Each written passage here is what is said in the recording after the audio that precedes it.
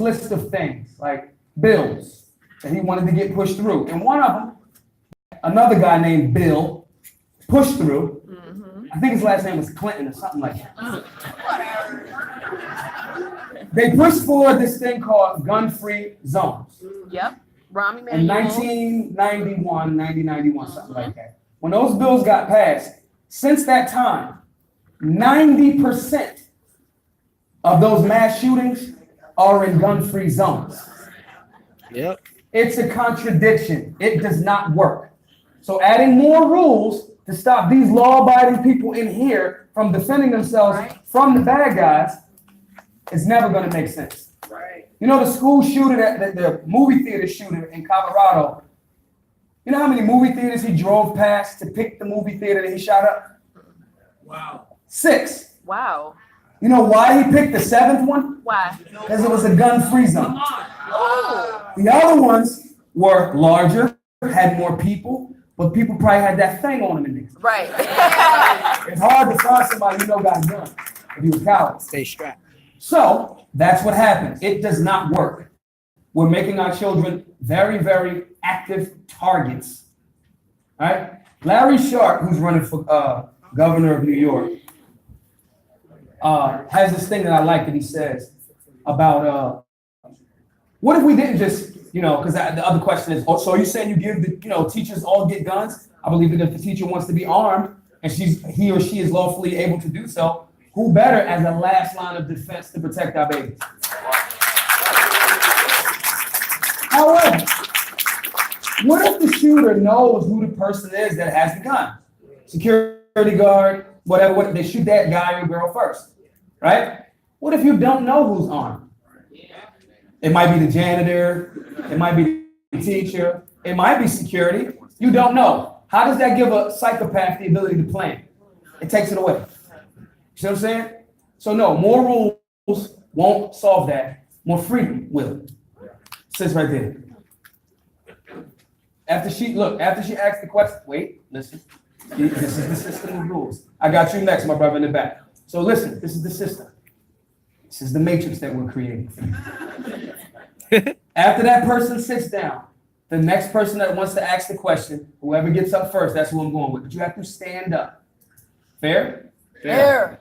How you doing, brother? What's up, sister? How you, queen? How you doing, King? What's up? I'm from Chi-Town, and my question is, I had a lot of trauma with the whole gun situation. I had a cousin that was shot and killed. Yeah. I've been shot at a few times. I was held up with a Tech 9. Did you shoot once. back? No, because we weren't armed, of course. Okay. So my question for you is, can you touch on the violence in the Black community in Chicago and how arming us would actually benefit us? Because all I know is that, it's so much gangs and there's so much crime and there's so much killing. And I don't know how putting more guns into the community will help us. I mean, listening to you, I can see how it would, but I would like you to expound on that. Absolutely. I have the answer for that. Cool. Good question. So, boom, who's first? Yeah. You cheated? Go after. All right, I got you. He said he has to. I said he's speaking it into existence. So one, most of the places in America that are constitutional carry, which means if you can lawfully purchase a firearm, you can conceal it or open carry it without extra paperwork and more infringements on your human right to self-defense. Those places that have those type of respect for freedoms have notoriously lower violent crime rates. Yeah. Chicago has all of the gun control. Yes, That's we why do. they have all of the homicides. Yep. Because if I'm the bad guy, if there's 10 people in the room, it's probability, it's percentages. 5 of them, if they don't look a certain way, I'm willing to roll the dice that 5 of them probably not going to be strapped. If I'm a coward, I get the upper hand because I got the firearm and the other person doesn't. Like the sister right there that shared her trauma. They pulled the tech on her. One, she was not doing anything that showed she's probably armed or situational awareness may have not been on point, but they're gonna look for that soft target. At our classes, we don't get Antifa protesters. We don't get none of it. I'm struck. Period. So when you create a culture with a gang of bad guys that are all saying it's a safe bet, no different than if I'm a rapist, oh, I can get away with this all day. There's no women in DC gonna arm themselves and shoot him in the face, which you should. Yes. You're not gonna do that. Your politicians have hamstringed you to a space of like they're trying to make you a marshmallow. Tasty, soft, lunch meat.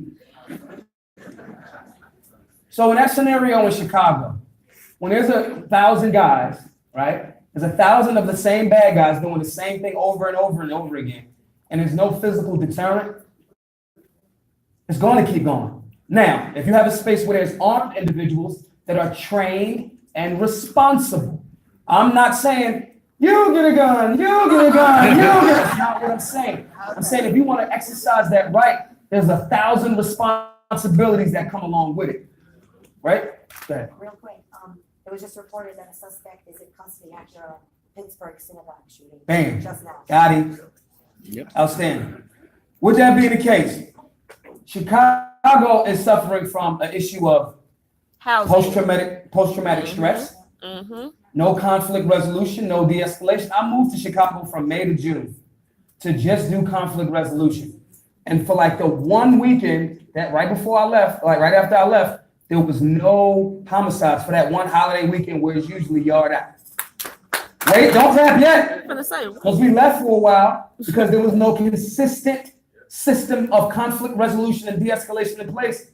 The numbers went up. That's an answer. Got 5 minutes. Who next? My man right here. Wait, I know. I said him. Wait. I got you. I promise. Him. You didn't speak it into existence. I got you. Go ahead. Real quick. So I'm from Atlanta. I'm from some of the toughest parts in Atlanta: Cleveland Avenue, Boulevard, Pittsburgh, West End. Okay. Many times I've used guns to protect myself Yeah. and people with me. Yeah. One of the main reasons I came to this conference is because I want to get active in Chicago. I don't profess to know the political climate in Chicago. I don't. It's but, trash. but that bounces We getting every better. single last one of our doors. I, as a black man from the hood, who keep it on me. I don't think we're having the right conversation in Chicago. Saying put down the guns. Can we have more conversation around gun safety, educating young black men how to properly use guns instead of saying put down the guns? I think that's a bad narrative. So real quick, I ain't never telling nobody to put down no guns. Ever. Be very clear. I'm gonna say, pick it up, be responsible, defend your life. Period. Brother in the back, I got you. You, come on, I just was going through it with you, go. Yeah. Go. Wait, is everybody getting their shirts? Yeah. Okay. Yeah. I'll take two though. Go ahead. All right, so I live in California. And I'm waiting. Sorry to hear that. I know.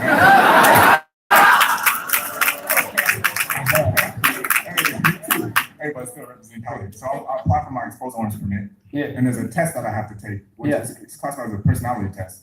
It Yeah. has things like, do you like talking to people or do you prefer just being by yourself? Do you, when you're angry, do you stay quiet or do you go and share your feelings? What do you think about these type of tests as requirements before you get an exposed orange permit? And if they would help or hurt? The test is game. The test is game. It's come up with a bunch of different hoops and hurdles for you to jump through to figure out how they can convince you that it's cool that they infringed on your right to self-defense. That's what the answer is. It's all a setup. Real quick, everybody that has the question, keep standing up. I'm gonna go from front to back. How you Who doing? next? My fault. He How you next. doing, bro? Wait, I'm sorry. Wait, how much? How you doing, brother? How much time I got left? None. All right, real quick. Go, yeah. Okay, so I'm from Northfield, Germantown. What up? And as you know how the jungles go up here in Philadelphia. Yeah. I have a brother, I believe in Second Amendment, I believe in rights to carry. But I have my oldest brother, like, he's seen one of his little brothers get murdered and left somewhere. I'm respecting your trauma, but I want to try to get as many people as possible. My question is, when you see people like who get to that point where they get to, it's like, I don't want to carry a gun, I don't want to see them be around guns because they've seen or been through like gun trauma. Yeah. How do you like not break them out of that, but how do you like get them back to a point where it's like you I don't. protect yourself? I don't. No. I respect their trauma and help them heal. The last thing they need right now is me to even talk about it. You gotta respect their trauma. Elvis and you, and then her. My fault, y'all. I'm just picking everybody. Go ahead. I don't think we need to train black men how to use a gun. Okay, We belong to the greatest military this world's ever seen. okay, And although we're 8% of the population, we make up 25% of the baddest military in the world. okay, So if we can protect Afghanistan and we can protect South Korea, yeah, why can't we come home and protect our women and kids from Puka and Ray? okay. So, wait, I'm about to chop you all the way up. Let me be very clear with what you said, and we're gonna leave on that note. And I gotta give you 2 shirts for, if you said what I think you said in the beginning, I'm gonna give you 2 shirts for what I'm about to do to you. Did you say you do not believe that we need to train young black men to be armed? We're already trained. We're already trained.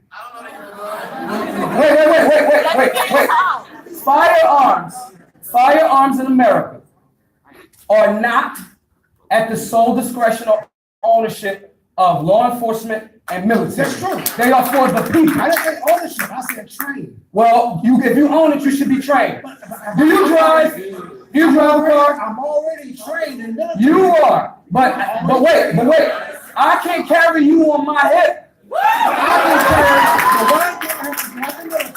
And go and get permit to carry a Oh, gun. I'm agreeing with you on that. I'm already permitted. I'm agreeing with him on the whole concept of those extras, all of those extra. What I'm disagreeing with is if you ain't in the military, you ain't law enforcement, all right, cool. What I'm saying is, I do think that every young person in this room should get a firearm, should be trained, should be responsible, and protect your family. I'm out of here. I'm going to see you later.